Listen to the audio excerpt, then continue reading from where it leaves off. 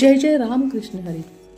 जगद्गुरू संतश्रेष्ठ तुकाराम महाराजांनी श्रीमद भगवद्गीतेचा अभिजात मराठी भाषेत समश्लोकी अभंग छंदात अनुवाद केला आहे. त्या ग्रंथाचे नाव आहे अभंग मंत्रगीता. याचीच आपण ओळख करून घेत आहोत. कृष्णरूपी तुकाराम अर्जुनाशी संवादातून काय बरं सांगतात ते समजून घेऊया. आज अध्याय 5 श्लोक क्रमांक 10 आणि अभंग क्रमांक 212 वाचून सुरुवात करूया. श्लोकामध्ये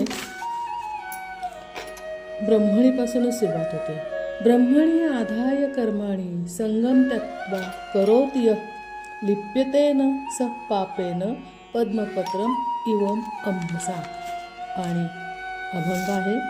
कर्मे ब्रह्मी समर्पून झाले मानस उन्मन करी सांडूनिया संग निरपेक्ष तोची चांग पापे न लिंपे तो जैसे स्फटिक रंगाचे कवडसे जळी पत्र कमळणीचे तुकयासी साम्य त्याचे.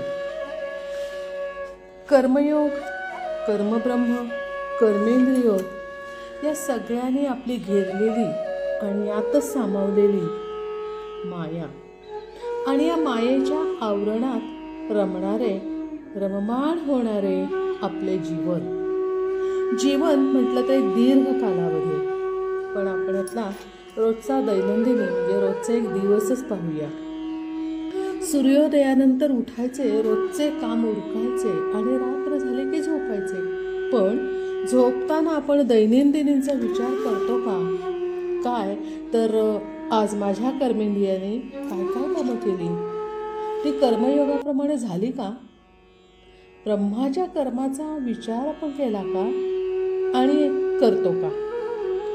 आजची एखादी चूक, एखादे शिक्षक असाल तर एखाद्या विद्यार्थ्याची चूक चाकवायची राहिली नाही ना, असं आपल्या मनात येतं का? बँकेत असाल तर बेरीजच चुकली नाही ना, किंवा डॉक्टर असाल तर पेशंट मी दिलेल्या उपचाराने लवकर बरा होईल ना. आचार्य असाल तर उद्याची आपली सर्व तयारी झाली ना. एखादी साधी कामवाली सुद्धा उद्या तिला खाडा करायचा आहे, कामाला जायचं नाही आहे, तर ती मी अमुक या सर्वांना फोन केला का? म्हणजे प्रत्येकाला दैनंदिनीही असतेच. तुम्ही कुणी असा, कोणतंही काम करा, पण दैनंदिनी प्रत्येकाला आहे. मग दिवसभराच्या कामाचा आढावा आपल्या मनाला सांगून झोपलो तर झोपही मनापासून शांत लागते. हे मनात काही किलमिश राहत नाही, काही टोचणी लागत नाही, बोचणी लागत नाही. आणि ही शांत झोप म्हणजेच ब्रह्मानंदाची लागलेली टाळी असंच म्हणतात ह्याला. ब्रह्मानंदी लागली टाळी असं म्हटलं जातं ह्याला. आणि आपणही नाही का एखाद्या दिवशी, एखाद्या प्रसंगी मनाला बरं वाटलं की शेजारच्याला टाळी देतो ना, एकमेकाला टाळी देत पुढं वाक्य नेतो आपण. तसंच म्हणा हवं तर असं. आता थोडंसं समाजाचं चित्रण करूया. दिमाखदार बंगल्यात राहणारे आणि काही जणांना, म्हणजे सगळेच जण काही बंगल्यात राहणारे फिरत राहतात असंही नसतं, पण 4 चाकीतून भ्रमंती मात्र चालू असते. मग कधी काम असतं, काही मीटिंग असतात, काही पार्ट्या असतात, काहींच्या गाठीभेटी असतात इत्यादी. आता ह्या श्रीमंती थाटात काही जणांना सुखाचा आनंद शोधावा लागतो. म्हणजे हे सगळं दिसायला बाहेरून छान असतं, पण त्यांचं मनाला समाधान नसतं, आनंद नसतो, तो ना शोधावा लागतो. झोपेसाठी गोळ्या घ्याव्या लागतात, कारण ह्या सगळ्या दिमाखानं त्यांचं शेजार पाजारचे लोकांशी संबंध बऱ्यापैकी संपलेला असतो आणि ह्यांना आनंद शोधण्यासाठी, सुख शोधण्यासाठी धडपडावं लागतं. झोपेसाठी सुद्धा गोळ्या घ्याव्या लागतात. पण दुसरी एक समाजातलीच बाजू बघा. झोपडीतले, चाळीतले, फ्लॅटमधले, मध्यमवर्गीय, नित्य काम करणारे, दिवसभर कामात मग्न असणारे. आता ह्यांचा दिवस संपला की रात्री झोपणे.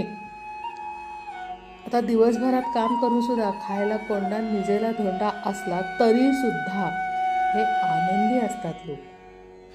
सुट्टीच्या दिवशी सुद्धा गीता प्रवचन, कीर्तन अशाच वैचारिक आणि मानसिक पार्टीला जातात आणि तिथे न सांगताही मदतही करतात.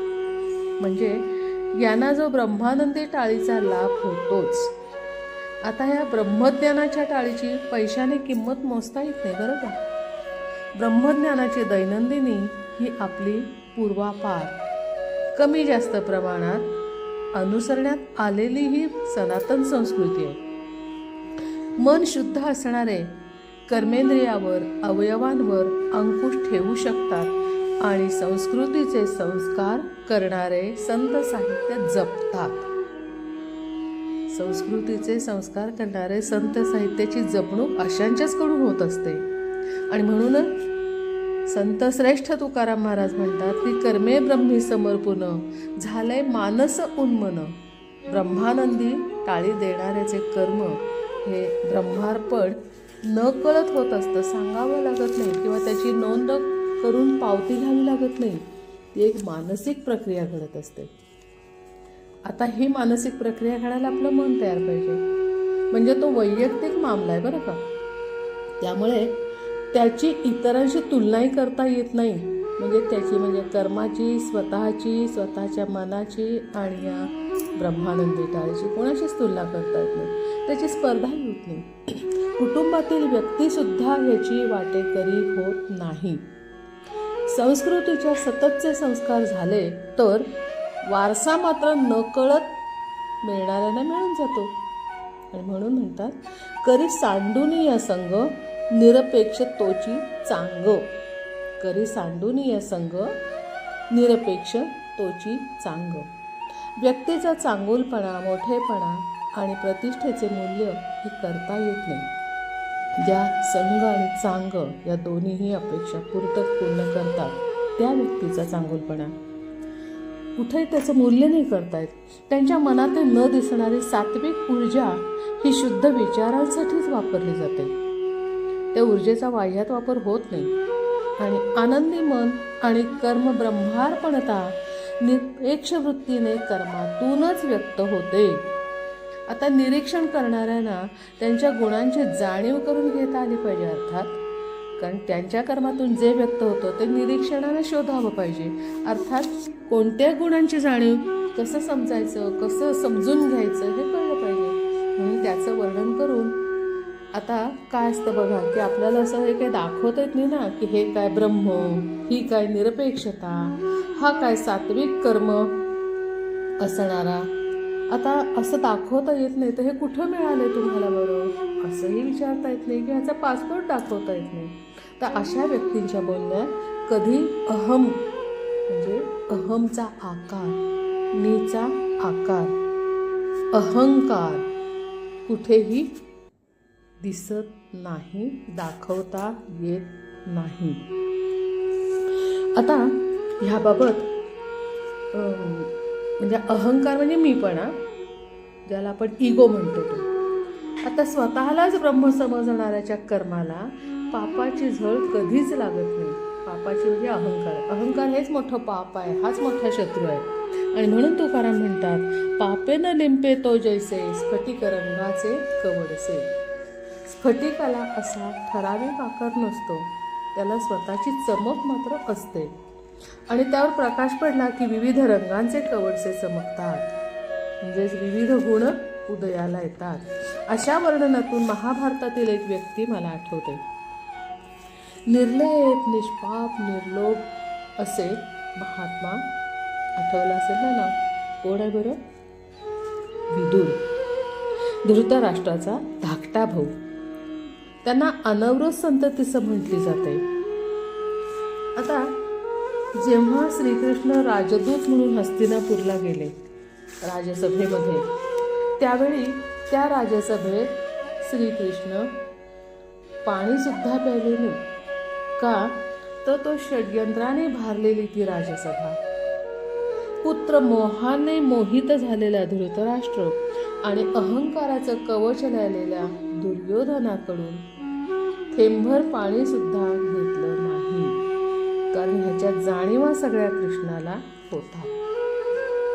निष्काम कर्मयोगीच्या म्हणजे कोणाच्या, तर ह्या धर्मराज काका विदुरांच्या पवित्र घरात 56 भोगावने चविष्ट अशा कण्या विदुर पत्नी देवी सुलभाच्या हातच्या कण्या खाल्ल्या आणि भक्तीनं तृप्ततेची ढेकर दिली. आता इथं आपल्याला विदुर नीती पाहिली की रंगांचे कवडसे दिसतात.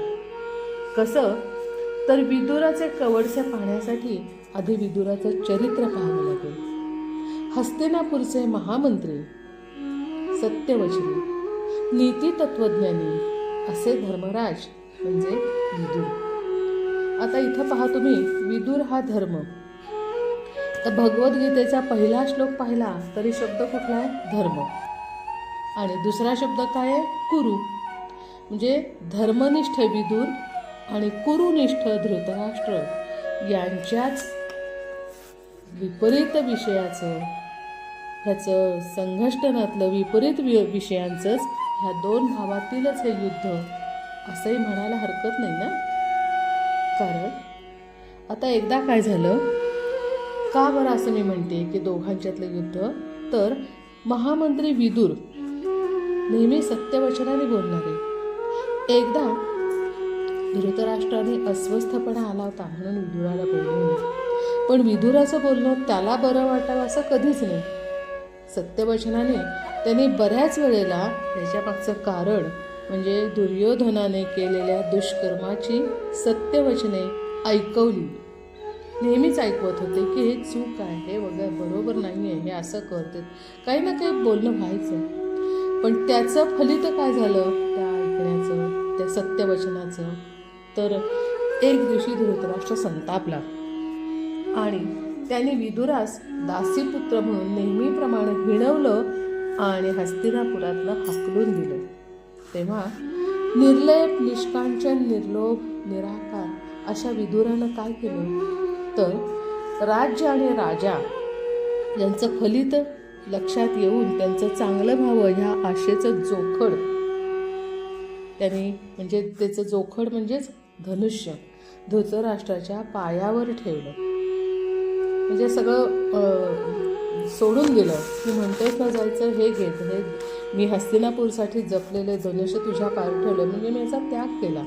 आशेचं जोखड असं आणि धनुष्यच्या पायावर ठेवून निर्विकारपणे आणि तात्काळ विदुर तीर्थयात्रेला निघून गेले. आणि त्याच वेळी धृतराष्ट्राकडं नसलेलं विवेक आणि नीतिमत्ता ही हस्तिनापूरची विदुराबरोबर निघून गेली आणि नंतरचा महाभारत घडायला लागल्यावर कोणीही अडवलं नाही. त्यामुळे आपण एवढं महाभारत बघतो, एवढी माणसं बघतात, पण ह्या विदुराची नीतिमत्तेचं कौतुक कोण बरं करणार.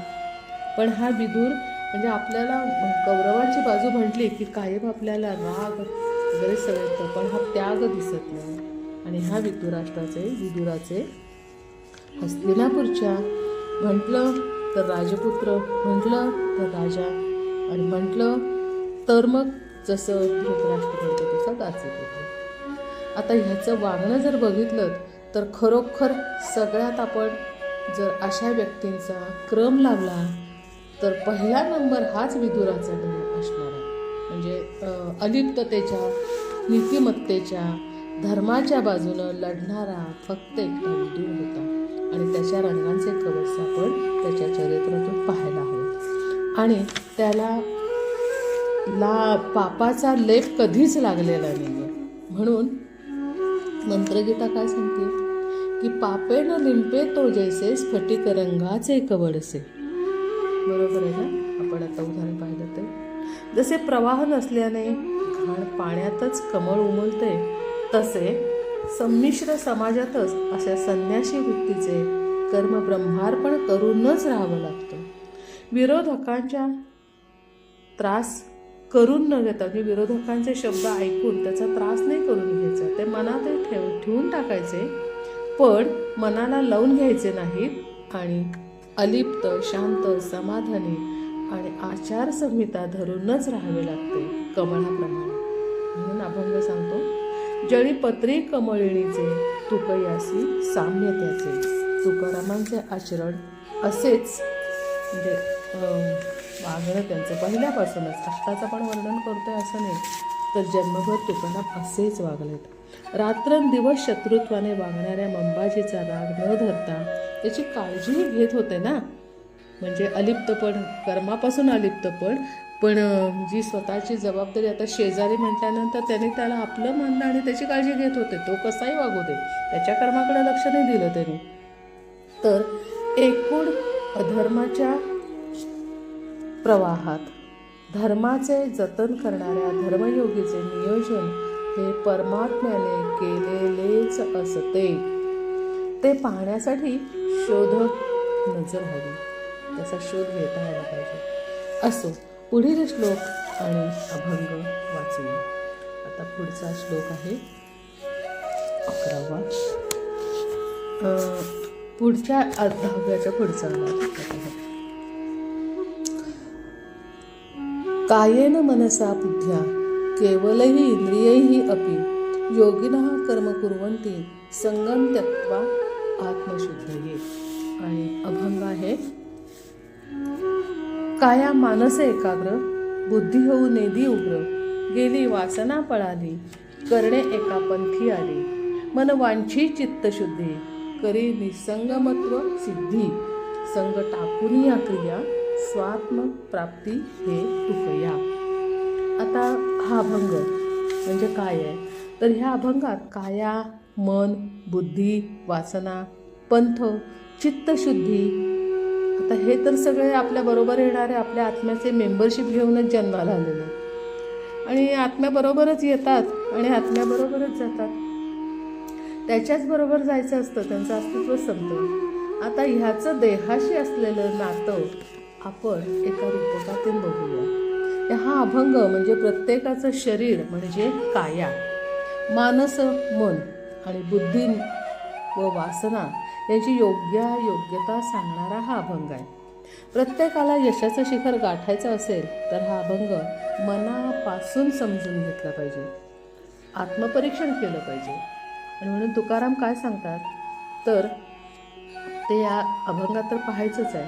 आता एक रूपक काय आहे की आयुष्याचा गाडा, त्याचं एक रूपक तयार करू. आता प्रत्येकाला प्रपंचाचा गाडा डोळ्यासमोर आणा आणि या गाडीच्या मध्यभाग म्हणजे मध्ये चौकोन असतो बसायची जागा, तो हौद म्हणू त्याला, तोच आपला देह. आता हा देह म्हणजे कोणता, तर देह अमुक अमुक व्यक्ती किंवा ABC अशा नावानं ओळखली जाणारी व्यक्ती म्हणजे तो मधला बसायचा चौक. ती व्यक्ती तिथं बसली आहे, त्याला ती गाडी वेगाने सर्वात पुढे अपेक्षित ठिकाणी न्यायची आहे. या हौदाखाली एक कणा असतो, तो आधार, त्याला 2 चाके जोडणारा आणि त्या माणसांचे ओझे. आता अपेक्षित ठिकाणी न्यायचे आणि हौदाखाली एक कणा, तर त्याचा आधार आणि 2 चाकं कुठली आहेत, तर माणसाचं ओझं तर पेललं पाहिजे, माणूस म्हणजे सगळा संसार त्याचा. तर कणा एक चाक मनाप्रमाणे, एक चाक म्हणजे तो ज्याच्यावर ओझं ठेवले ना त्याला 2 चाक आहेत खाली, एक चाक मनशक्तीचे आणि दुसरे इंद्रियांच्या एनर्जीचे. हे त्यांचं काय म्हणून आपण त्यांची लागणारी सगळी एनर्जी, म्हणजे आपण पेट्रोल भरणे ज्याला म्हणतो तसं हे एनर्जी, मनाची शक्ती आणि इंद्रियांची एनर्जी. या 2 चाकाचे व्यक्तीचे ओझे नेणारा, त्या दोन्हीचा म्हणून एक जू केलेला असतो, तो बैलाच्या किंवा काही जोडलेला असेल त्या घोड्याच्या वळूच्या, जो कोणी पुढं नेणार आहे त्याच्या मानेवर गळ्यात बांधलेला असतो हा जू. आणि हा ओझे वाहू म्हणजेच हे हा प्राणी म्हणजेच बुद्धीचे एक प्रतीक माना. आता अभंगाप्रमाणेच काया मानस एकाग्र बुद्धी होऊ नेदी उग्र. यातील काया व्यक्तीच्या इच्छेनुसार त्याची बुद्धी मनाच्या चाकाला मार्ग दाखवते. बुद्धी आणि मन हे 2 चाकं, याला मार्ग कोण दाखवते, बुद्धी. मनाप्रमाणे इंद्रियांचं कार्यही चालू राहते. आता ओझे व बुद्धी शुद्ध असेल तर दोन्ही चाके सहजपणे धावतात आणि संसार गाड्याला धोका निर्माण होत नाही. पण आता पण म्हणजे काय का, तर पण एखादे विचार बुद्धीला पटलं नाही तर मनाला करावंच लागतं आणि मग त्याचा बुद्धीला राग येतो. बुद्धीला आलेला राग वाढतच जातो. हे सतत ते काम जे असतं ना ते सतत टोचत राहते आणि मग अतिरागानं उग्र बनतं. म्हणून तुकाराम म्हणतात, बुद्धी होऊ नेदी उग्र तमोगुण. आता उग्रता कशाने ती, राग आला की माणसाचा तमोगुण उसळी मारू लागतो. आणि त्यानंतर संसार गाड्याचे काय होते तर मन आणि इंद्रिये ही दोन चाकं वर आपण बघितलं ना, तर मन आणि इंद्रिय दोन चाकं आणि बैलोबाची बुद्धी यांच्यात वितुष्ट निर्माण होतं. संसाराचा गाडा बघताय तुम्ही. आता चाकं फक्त त्या मातीत फिरतच राहतात. सततच्या घर्षणानं कामाची माती निघालेली दिसते आणि म्हणून आपण म्हणतो, अरे काम करतायत की ती सगळी. पण म्हणजे असं काही वाटत नाही की असं कसं काय, काम तर सगळे करतायत, चांगलं आहे घर त्यांचं, पण एक खड्डा तयार झालेला असतो. आणि जेवढे घर्षण जास्त होते तेवढ्या खड्ड्याची खोली वाढत राहते. त्यातून प्रपंचाची गाडी बाहेर येतच नाही, पुढं जातच नाही आणि संसाराचं गाडव आहे तिथंच थांबतं. म्हणजे अनेक प्रश्न निर्माण होतात. आता ह्या न सुटणाऱ्या प्रश्नांमुळं ओझे वाहू जनावराला चापकाचे फटके खावे लागतात. जनावरांना आपण फटके म्हणतो. तर हे फटके म्हणजे वेगवेगळ्या अवचित घटना घडू लागतात हे फटके. आता झालेल्या घटनातील कर्म हे मनात नसताना इंद्रियांना करावं लागतं, कारण मन आणि इंद्रिय ही दोन चाकं अडकलेली असतात. ती चाकं बाहेर काढल्याशिवाय गाडी पुढे जाणार नाही. आणि त्यावेळी उग्र बुद्धीच्या तामसी वृत्तीने वर्चस्व दाखवलेले असते. सत्व म्हणजे बुद्धीला वाटतं माझ्याप्रमाणे चालावं आणि सत्व आणि रजगुणाची चाकं फक्त फिरत राहतात. काही दुःखद प्रसंग घडतात, काही वाईट प्रसंग घडतात, काही नातेवाईकांचे, काही आपले कुठलेही असतील, पण ह्या दुःखदच प्रसंग जास्त यायला कारण आपण काय झालंय तर तामसी बनलोय. शब्दातून नकळत शब्दही जातात, कामातही काही गोष्टी होत असतात आणि याचं फळ म्हणा किंवा फलित म्हणा तर दुःखद प्रसंगांचे घडतात आणि त्याचं अनुभवानं मग स्वतःची चूक कळते. जर आत्मचिंतन केलं तर स्वतःची चूक आत्मचिंतनानंतर कळते आणि मग चूक कळली की आपोआपच आपला तमोगुण थांबतो, संपतो, तिथून तमोगुण खाली येतो आणि सत्वगुण वर जातो. आता तमोगुण थांबला की तमाचा दिवा आपोआपच विझतो आणि मग तो विझला की अंधारातून प्रकाशाकडे नेणारा सात्विकतेचा मार्ग समोर येतो, सापडतो. त्यातून वासनामुक्त देह वेगाने धावू लागतो, कारण वासना संपल्या, तम संपला आणि सत्व पुढे आलं आणि मग वासनामुक्त देह होतो, तो धावू लागतो. म्हणजेच गेली वासना पळाली, करणे एका पंथी आली. गेली वासना पळाली, करणे एका पंथी आली. वासनामुक्ततेतून बुद्धी आणि मनाला इंद्रियांची साथ मिळाली. संगत लाभली की कार्याची पूर्तता उत्तम रीतीने होते. संगत म्हणजे सगळे एकत्र येणं, गाडीची जी सगळी आपण गात्र बघितली ना ती एकत्र आली की उत्तम रीतीनं कार्य होतं. संसार चांगला झाला किंवा चांगला केला असं म्हटलं जातं त्याच्या वर्णनातून आणि हे विधानच बनतं, अरे आमकाचा संसार खूप चांगला झाला बरं का, त्याने छान केलं, म्हणजे कार्याची पूर्तता उत्तम झाली. मनात कोणतंही जळमट राहत नाही, चित्त शुद्ध होतं. एकंदरीत बुद्धी, मन, इंद्रिय आणि अवयव सर्वांनी एकमताने कार्यपूर्ती करून पुन्हा आता कार्य झालं, कार्यपूर्त झालं तरी त्याचा विचार किंवा चर्चा किंवा तुलना इतरांच्या संसाराशी किंवा स्पर्धा करायचीच नाही. त्यातूनच विरक्तची सिद्धी प्राप्त होते आणि ह्यालाच म्हणायचं स्वात्मप्राप्ती. आणि म्हणून तुकाराम म्हणतात, मन वांछी चित्तशुद्धी करी निसंगत्व सिद्धी, संग टाकून या क्रिया स्वात्मप्राप्ती हेतुकया. आता हे जीवन गाड्याचे रूपक डोळ्यासमोर साकार झाले की आपला देह, बुद्धी, मन, इंद्रिय यांच्या संगतीची आणि विरक्तीची रूपे समजतात. आणि मग प्रत्येकजण आपापला गाडा यशाच्या शिखरापर्यंत नेऊ शकतो. आनंदाची स्वात्मप्राप्ती गवसते. आणि हीच चित्तशुद्धी झालेल्या कर्मयोगीची लक्षणे तुकारामाने सांगितली आहेत, ती आपणही समजून घेतली पाहिजे. हो ना? ठीक आहे, आता आपण पुढचा श्लोक आहे अभंग पाहूया. आता श्लोक आहे 12. युक्तः कर्मफलम त्यक्त्वा शांतिम अपनोति नैष्टिकीम अयुक्तः कामकारेण फले सक्तः निबद्धते. आणि अभंग आहे योगी अंशातीने जाणं कर्मफळी निराकरण आत्मस्थितीस पावला सहज शांती आली त्याला सकामता लागे पाप जेथे कामना संकल्प बद्ध फळांशे बांधतो तुका म्हणे वाया जातो. आता वाया जाण्याचं काय काय सांगतात तुकाराम बघायला हवा. परत इथं काय काय सांगितलंय पहा. तर या अभंगात पहिला शब्द आहे योगी. आता हा योगी म्हणजे कोण आहे तर कर्मयोगी. सतत कार्यमग्न असणारे ते कर्मयोगी. यातले काही कर्मयोग युक्त असतात तर काही कर्मयोग हीन असतात. कर्म आता इथे दोन बाजू कशा तर कर्म हे नाणंच आपण समजूया. कारण नाणं आहे तर आपण आयुष्य जगू शकतोय. गरज आहे ना नाण्यांची. नाणं म्हणजेच पैसा. तर नाण्याच्या जशा दोन बाजू तशा कर्म हेच एक आपण नाणं मानूया. मग त्याच्या दोन बाजू कुठल्या असतात बरं तर त्या ओळखायला पाहिजे ना. तर एका बाजूला कर्माची आसक्ती आणि दुसऱ्या बाजूला कर्माची निरासक्ती. म्हणजेच एका बाजूला कर्मयुक्त आसक्ती म्हणजेच अज्ञान आणि दुसऱ्या बाजूला कर्माची निरासक्तता म्हणजे ज्ञान. ही नाण्याची दुसरी बाजू.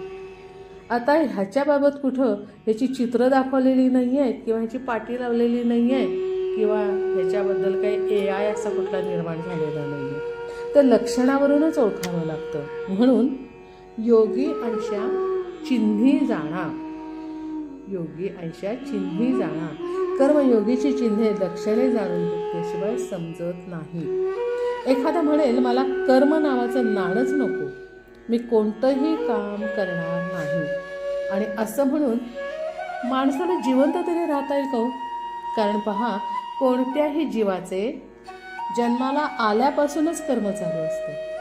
म्हणजे एक उदाहरण बघा. आता श्वसन हे एक कर्मच आहे ना. त्यासाठी नाक फुफ्फुसे ही सगळी अवयवांची रचना परमात्म्याने केलेलीच आहे. आता श्वास चालू असेल तरच जन्माला आलेलं बाळ रडेल. नाही रडलं तर रडण्यासाठी डॉक्टर प्रयत्न करतात. हे कर्म जेव्हा थांबते तेव्हा मरण येते. खरंच आणि खरंच श्वास थांबलाय का मरण आलं का हे पाहायला नाकापुढे सूत धरावं लागतं ना. खात्री करून घ्यावी लागते. मग श्वसन कर्म चालू असणे हे जिवंतपणाचं लक्षण आहे आणि श्वास बंद होणं हे मृत्यूचं लक्षण आहे. पूर्वी नाण्याच्या देवघेवीने व्यवहार चालायचे. आपण आता कर्माचं नाणं बघितलंय. पण पूर्वी सगळे व्यवहार व्यापार दिलं गेलं सगळं हे नाण्याने व्हायचं. तर तेव्हा नाणं खरं की खोटं हे पण बघितलं जायचं. तर त्या नाण्याच्या आवाजावरून तर चांगला आहे का खोटा आहे का खरा आहे ते ठरवलं जायचं. आठवतंय का बघा तुम्हाला. तुम्हाला आठवत नसेल तुमच्या आजी आजोबांना विचारा, आठवेल त्यांना. तर डब्ब असा जर नाण्याचा आवाज आला तर ते नाणं खोटं ठरवलं जायचं आणि ते व्यवहारात घेतलं जायचं नाही. आणि खणखणीत नाणं म्हणजे खरं नाणं, चलनाचं नाणं असंही म्हटलं जायचं. असो, आता ज्ञान अज्ञान आसक्ती विरक्ती हे दाखवता येत नाही हो. त्या भावना मनाशी संबंधित असतात. तसं हे मनरूपी नाणेही दाखवता येत नाही. शुद्ध मनाला तर पृथ्वीचं मोल दिलेलं आहे. कसं आहे बघा, तुम्हाला ती गाण्यात एवढं आठवते का? मन शुद्ध तुझं गोष्ट आहे पृथ्वी मोलाची. मन शुद्ध तुझं गोष्ट आहे पृथ्वी मोलाची. आठवलं ना? जुनं आहे खूप गाणं, नक्की आठवलं. मन शुद्ध, चित्त शुद्ध, विचार शुद्ध, कर्मही शुद्ध होते. आणि अशा कर्मयोगीचा कर्मानंतरचा भाव हा अलिप्ततेचाच असतो, म्हणजे फळाची आशा न धरलेला. कारण काम झालं की फळाची अपेक्षा ती नाहीच आहे ना. यालाच परमार्थ म्हणतात. ध्यानी मनी नसलेलं एखादं काम केल्यानंतर मला ही देवानं संधी दिली हे देवकार्य समजतात आणि पुढचं काय तर देव बघून घेईल ना, मी माझ्यानं काम केलंय. आता असं म्हटल्याने कर्म चिकटून राहत नाही. कर्म म्हणजे कर्माचं फळ चिकटून राहत नाही. आणि असं पहा, आता एक उदाहरण बघा. एक पुलाच्या बांधकामात मुख्य इंजिनियरला येता आलं नाही. पुलाचं बांधकाम चाललं होतं, त्यामुळे ते काय थांबवायचं नव्हतं. त्यांचे जे असिस्टंट होते त्यांना ते काम पूर्ण करावं लागलं. तर त्यांनी काय केलं की इतकं सुंदर काम केलं की आणायची संधी मिळाली आहे तर उत्तम काम करून संधीचं सोनं केलं. आणि मी पूल बांधला असा उल्लेख कुठेही केला नाही. कारण अशा शुद्ध काय भावना म्हणे नाही का, तर अशा शुद्ध भावनेला ठिकाणी अहंकार वासना येत नाही. म्हणून मन शुद्ध का पाहिजे तर तिथं अहंकाराचा वास येत नाही, वासना येत नाही. अहमपणा आला की तुम्ही परमेश्वरापासून लांब गेलात, वेगळे झालात आणि त्या केलेल्या कर्माला जाऊन तुम्ही चिकटता. ते कर्म तुम्हाला येऊन चिकटतं. आता इथं अलिप्तता पूर्ण संपून जाते. म्हणजे पण एक लक्षात येत नाही की एखादं कर्म एकट्यालाच करता येत नाही. कारण फळ हे एकट्यालाही मिळत नाही आणि विफलही एकट्याला मिळत. तर त्यामागे संबंधितांच्या भावना चिकटलेल्या असतात. आता नेहमी आपण जे कर्म करतो तेच बघूया कसं आहे ते.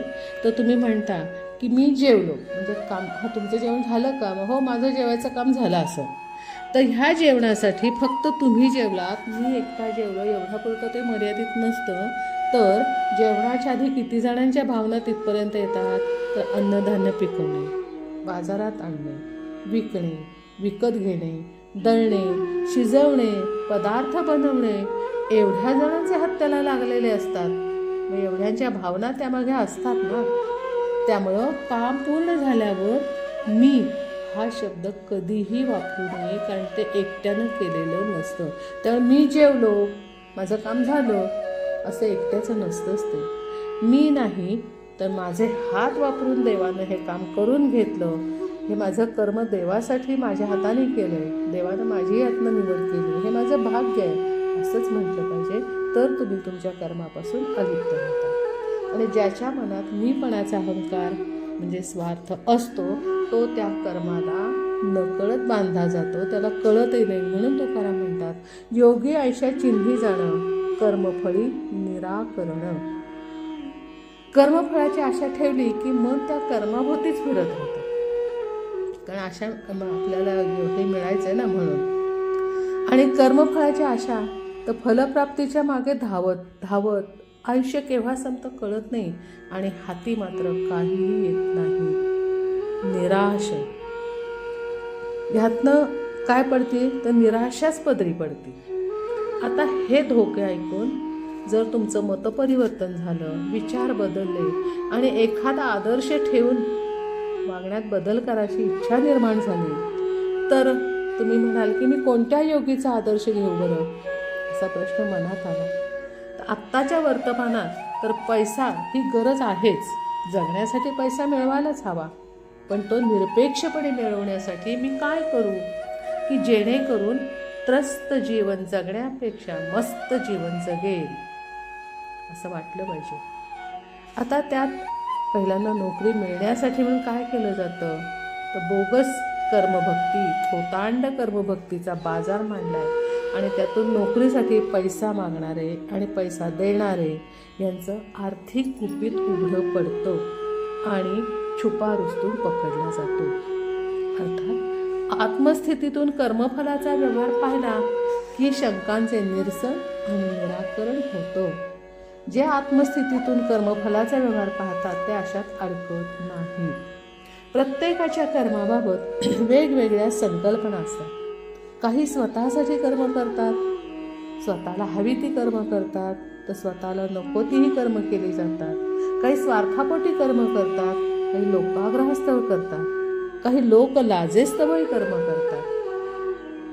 आता ही सगळी कर्म करताना मात्र आपण कर्मयोगीच्याच भूमिकेतून जर केलं तर ती कर्म स्मरणीय ठरतात.